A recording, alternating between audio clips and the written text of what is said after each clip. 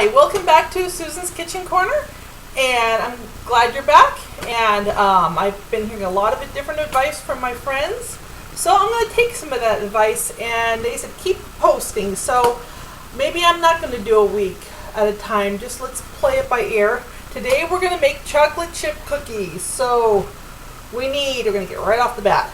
3/4 cup sugar, if you can see that. 2 cups chocolate morsels, 3/4 cup brown sugar, 2 cups flour with 1 teaspoon of baking soda,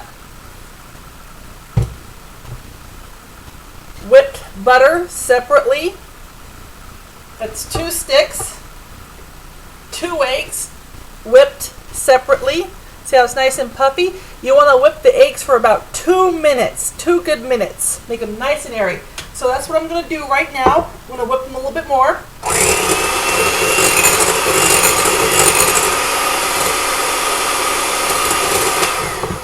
Now what you're going to want to do is you're going to want to take your sugar, don't dump it in. Pour it in really slow as you're beating the egg mixture.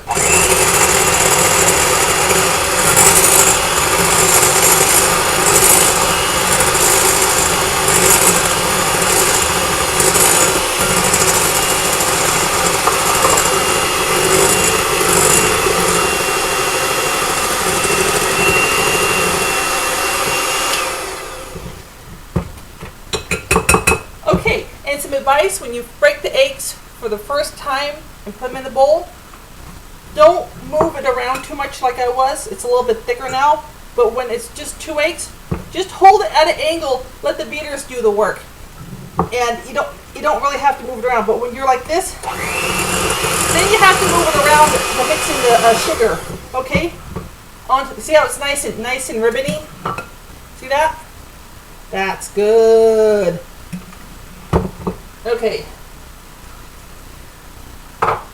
Now for the butter. Now what you're going to want to do with the butter, we're not going to spatula it in. We're just going to take the egg beaters, dip the egg beaters in the butter, and then put the butter in the egg mixture. So turn it off, get some more. Voila. Put it in the egg mixture.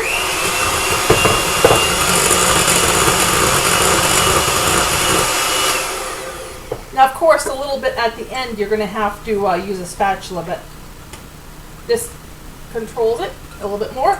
Ooh, a little bit. It landed in the bowl. I'm lucky.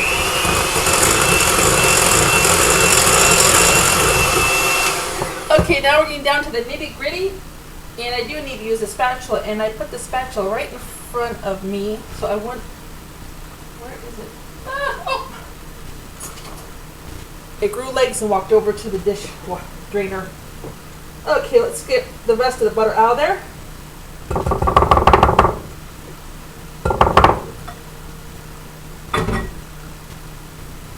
Okay.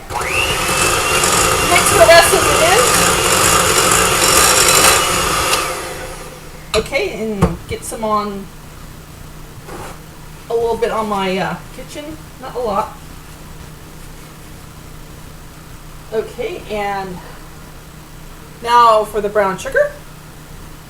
Now the brown sugar you can't really pour really slow, but just chunk it in there. It'll be fine.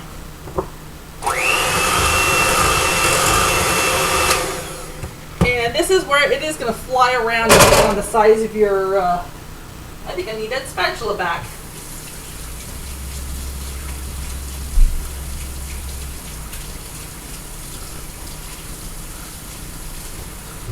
Scrape the sides of the bowl.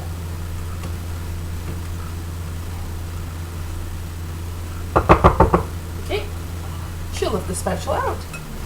Mix it up some more.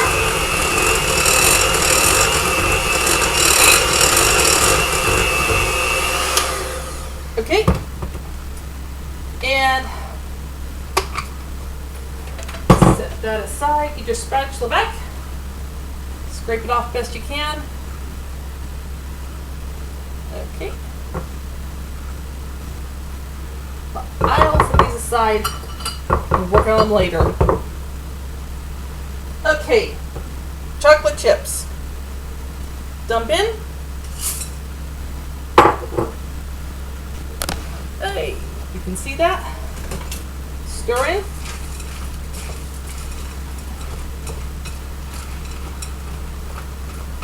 Okay, here's what the batter looks like. If you can see this, nice and grainy texture.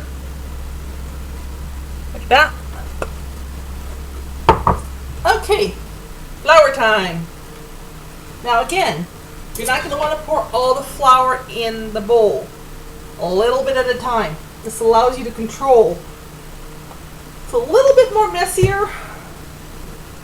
Push down on the flour slowly so it doesn't go, it's going to it's going to jet up a little bit because it is light.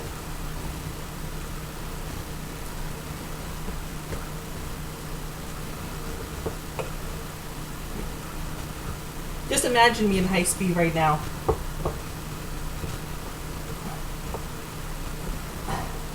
I'll try to talk a little faster.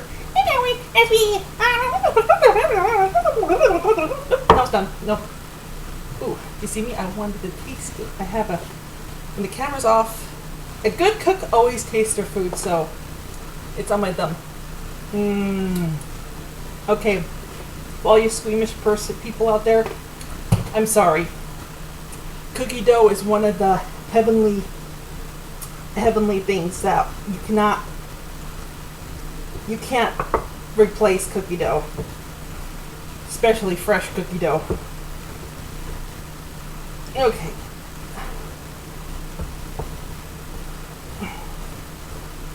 Now you're probably thinking, why shouldn't you wash your hands? Why shouldn't you wash your hands? Okay, I'll wash my hands.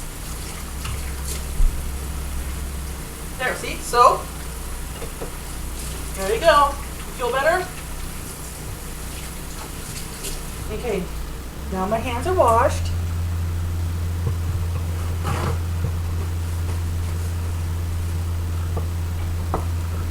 I heard that's a big pet peeve on YouTube. If you don't wash your hands every 5 minutes, people have little coronaries. Okay. This is the fun part now because it's getting tougher. And I already have flour on me, so no big deal. Not really into aprons. Never have been.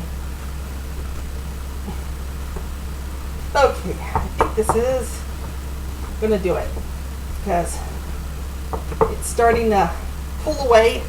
This is really hard for me to show you, but when you're, see how it's kind of clumping together as I'm stirring it and it's pulling away from the sides? That's the consistency you want it at, where it's sticking, where you can take a big glob of it like this and it holds on. That's a good consistency. Now, I do have, let's see. Yeah, let's see. I do have a bit of flour in the bottom here, if you can see this. So we're not going to use that because, again, doing each scoop is going to be different. Okay, next. Make sure you have some dredging flour. This is going to get messy. Okay, put your hands in the flour, like that. And then we're going to want to put it in your hair. No, I'm just kidding. Did it get in my hair? No, you don't want to put it in your hair. I was saying how much you were listening, or if you were listening. Grab a good little ball. Well, let's see. You can tell on the texture right here. Maybe it does need a little bit more flour. False alarm, but that's okay. Add a little bit more flour. Thought it was ready. Just the texture of it and my fingers didn't feel right. Cooking is about smell, taste, sight. You want to look at it, everything. You have to get in. Cooking is one of these things where you get in your hands, you smell it, you look at it, because it's all about taste and flavor. You have to taste your own cooking. A little bit better. Maybe it did all need all the flour. Oops. Okay, well, let's add all the flour. That was a false alarm on my part because a little bit nerve-wracking trying to explain everything. and make sure you're doing everything right. Okay, well guess what? It did work out.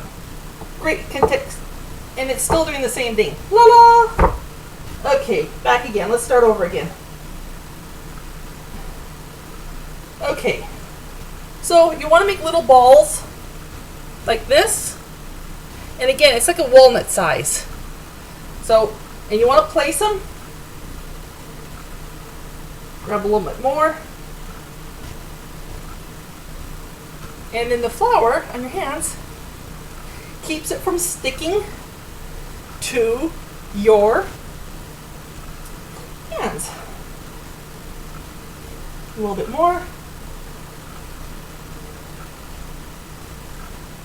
Now they don't have to be precisely the same size. I'm not using my scale this time. They can just be little. And now if you want perfect chocolate chip cookies on the pan, you put 2 down at a time. So that way when they spread out, they don't run into each other. And you also can make the chocolate chips a lot smaller. If you have like a melon scoop, let's see, I think I have one right here. I should have had it out. And where is it? See, be prepared. Oh God. Okay, well I had a little melon scoop, or a little, it's like a little ice cream scoop. That works too. So don't make the chocolate chip cookies a certain size because everyone says they're a certain size. You can make them any size you want. You just have to watch them when you put them in the oven. Okay? There you go. Here they are on the pan, all nice lined up, ready to go in. And if you're doing 2 batches, again, you can turn the oven on at 300. You can turn it on at 325. You can turn it on at 350. Doesn't matter. It's all going to cook. It's all going to cook. And we want to cook the cookies. It's all going to cook. It's just how you watch it. So I'm going to set this to 325. That's what I like to cook it at. And here's a tip. If you want to make your cookies look nice and pretty, like these are, see how they have the chocolate chips sticking out? Like that. Here's what they look like when they're done. And then here's some without the chocolate chip cookies on top. Okay. Take the cookies out when they flatten out. Take the whole pan out. Set some chocolate chips aside and stick the chocolate chips in little smiley faces, a letter, whatever kind of pattern you want, and stick it back on, and you'll get this little nice looking chocolate chip like it came from a bakery. My bakery. And this is what they come out if you just leave them alone. But they're loaded with chocolate chips. And enjoy. I wish I could turn this a little bit angular, but no, they're all going to slide off. We don't want that to happen. Okay, well, I gotta go. Toodles. Enjoy your cooking.